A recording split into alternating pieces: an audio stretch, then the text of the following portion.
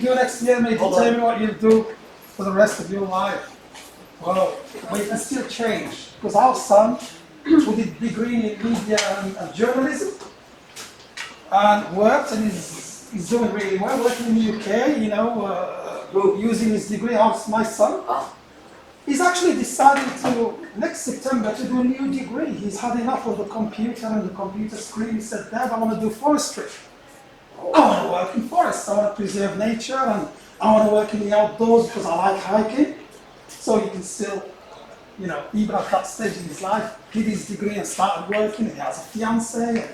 Everything is panning out the way he wanted it to be. Change of plans. I want to do something else, which is always, it's good. It's very courageous, I thought. Although deep inside I thought, no, you've got a nice stable job. But that's Dad speaking. But I wasn't thinking out loud. So I didn't tell him that. I said, well done, young man. Good for you. All right.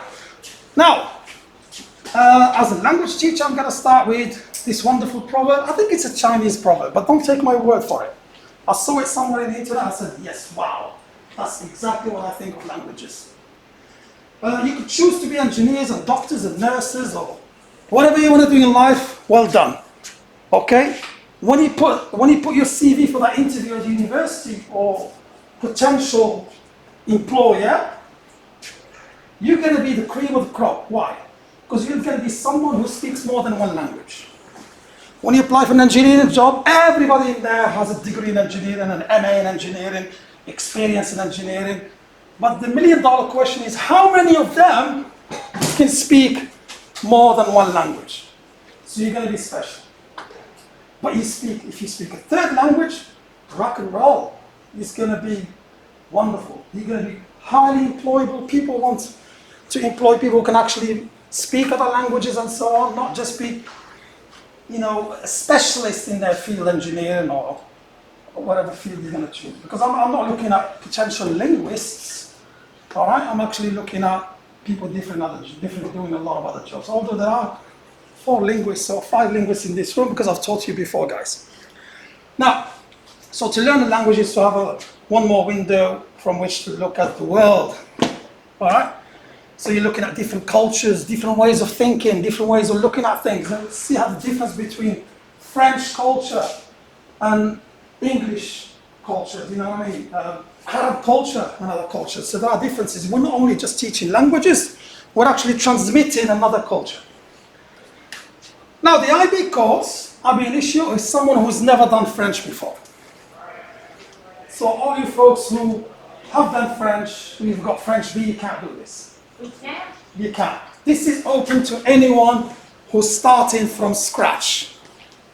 However, as you can see from the course content, it's dense and heavy, all right? There's a lot of things in there, all right? It's basically covering every single aspect of human life. You know, family, myself, my area, my town, environment, hobbies, interests, fashion, food and drink. You'd like that. Food and drink, everything is there in the nutshell. So we cover this over the space of 2 years. All right, it does seem a lot, but our classes are fairly small. We don't have a lot of students in the Ab Initio, the French class. Spanish is more popular. But French is a very, very important language. It's the language of the United Nations. It is the language of diplomacy. The Francophone world is growing. Syria is a Francophone country, if you didn't know that, guys. Syria is a Francophone country. Lebanon is a Francophone country. All right, of course, I'm selling my subject. Everyone is doing Spanish because it's easy.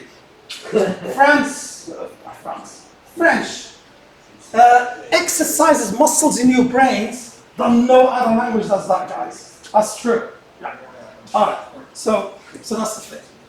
Exam expectations, by the way, these resources I've printed them for you folks. So you'll be able to take one home and look at it. What are yours? Custom-made resources. In the French Ab Initio class, everything I give students is something that's been made for them, specifically for them, to address their own specific learning needs. All right? We have generic stuff like this, which is good. So they get an activity book for free. No printouts. I buy this for them. It's yours to keep forever. and show your grandchildren years later and tell them about your experiences with French in Morocco. Okay, so you get, this is very, very important because the expectations of IB are there. This is what they want you to learn before you can actually sit the exam. So that's very, very important. And a lot of customers, you get your own French-speaking book and PowerPoint that has 300 slides. That's being paid for you guys. We use exciting resources, Wordles, word clouds for speaking, for writing. Some of the features of our classes, you're aware of your short and long-term goals, guys. Pupils know why they're learning things. We don't just learn things. Why am I learning it? How am I going to learn it? Etc., etc. Questioning is used. Okay, there's a lot of democracy actually, folks, in my class. I mean, I'm a big believer in student voice. And I appreciate it when students say, your lesson is not great, sir, today. It was absolutely awful because of X, Y, and Z. So I need that kind of feedback. Why it's not good? Not just it's not good. All right. Okay. I'm happy to share this with you guys. Now, mark schemes that are used for speaking, reading, and writing are mark schemes developed by IB. There's no point of me developing my own because I want you to be used and acquainted with IB expectations. So when I say, and I give you feedback, excellent piece, okay, you've included X, Y, and Z. However, you may want to include 1, 2, 3, 4, and 5 next time. And I'm using the language used by IB. So every time we do something, you actually know what IB are wanting from me because I'm using their mark scheme and their criteria. Okay, our lessons are student-centered. They're not curriculum-centered or teacher-centered. Basically, you do most of the stuff. I'm almost a tourist in the room. Okay, you do all the thinking, you do all the working. I just walk around and try and facilitate things. Because the more you do, the more you learn. The more I do in the room, the less you learn. So it's all you guys doing things. Okay. Our classes involve inquiry, discovery methods, problem-based learning. Everything we do, guys, is contextualized. If we're talking about food, you're in a restaurant in Rabat, and you want to order X, Y, and Z. What do you do? So, if we're talking about clothes and shopping, you're in the Medina, or you're in Paris, or, you know, we contextualize everything. So you can actually see the language living and breathing. So you're actually, everything is contextualized. So you can actually use the language in the class and move it to your world. And by the way, Mr. Maha is a very good, eloquent French speaker. So be careful. So group work and what have you. Am I alright for time, miss? Rock and roll. Culture. No, all right, I meant you're out of time. Oh, okay.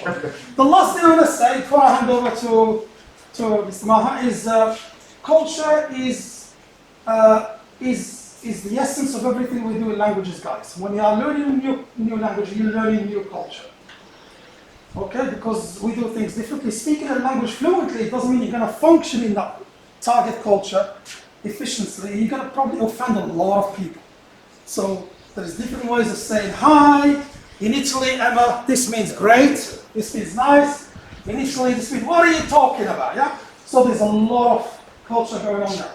And it's great because you're always comparing your culture, always as a Moroccan or as an Italian and so on, to the culture of France. So there's always that kind of comparison, which helps you understand your own culture a bit better when that comparison process is going on.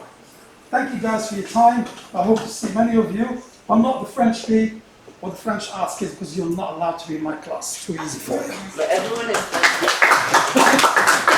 Yeah, help yourselves, folks.